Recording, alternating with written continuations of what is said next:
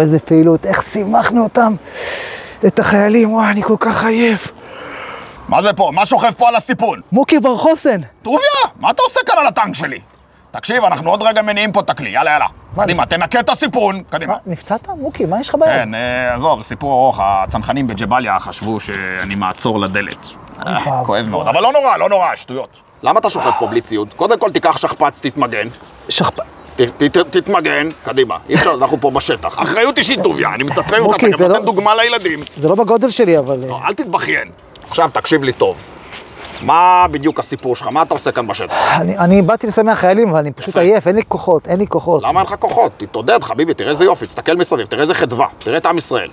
תענוג. תשמע, אני אגיד לך את האמת, כל הכבוד לכם, החיילים, על מה שאתם עושים. אנחנו מה? לכם, האזרחים. מה זאת אומרת אנחנו מה? מה זאת אומרת? מה אנחנו עושים? אנחנו בסך הכל אזרחים, אתם נלחמים, מה יש לנו לעשות? לא. צריך להבין, חביבי, זו מלחמה שהיא גדולה. כולנו חלק במלחמה הזאת. גם החזית, כמו הלוחמים פה מסביב שאתה רואה, וגם העורף, כמו האזרחים, ואפילו הילדים. אוי, אין לי כוח. תקשיב לי טוב, חביבי. אנחנו צריכים עוד רגע להניע פה את הטנק, אני מציע שתלך, אבל אני רוצה להגיד לך דבר אחד, אתה כוכב ילדים כזה, נכון? רוצה שתעביר מסר לילדים בבית.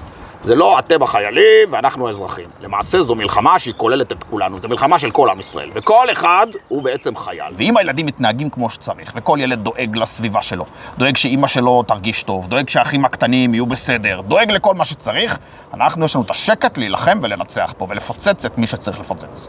אתה רוצה להגיד שאתם... רק שנייה. עמיצור! תפוצץ אותם! סליחה, איפה היינו?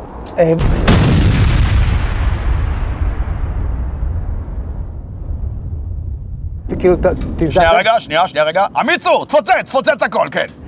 כן, מה אמרת? בסדר גמור, עבודה יפה, עמיצור. רגע, סדר את הקפלט. כן, המשך כרגיל. אתם מרגישים את מה שהילדים עושים? חד משמעית, זו שאלה. מה זאת אומרת? בטח שאנחנו מרגישים. מה הקשר? מה, אנחנו נלחמים? כי כשלוחם ומילואימניק יודע שיש לו עורף חזק, שאשתו בסדר, שהילדים דואגים אחד לשני, שכל אחד מתנהג באחריות, אז יש לו את הכוח ואת הביטחון ואת השקט הנפשי להישיר מבט לאויב ולכסח. אתם באמת מרגישים את מה שאנחנו עושים בעורף? זה משפיע עליכם? לא, זה החבר'ה מטייסת הדרקונים.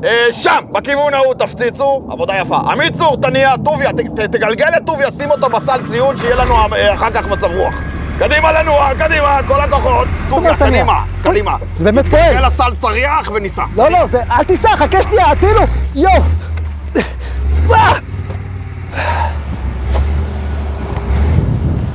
האמת, לא חשבתי על זה.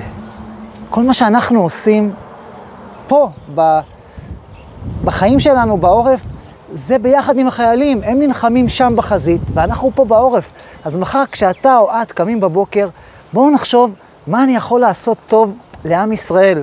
אתם בטח מכירים, אולי אבא שלך או אבא שלך או אח שלך במילואים. אז איך אני עוזר לאמא?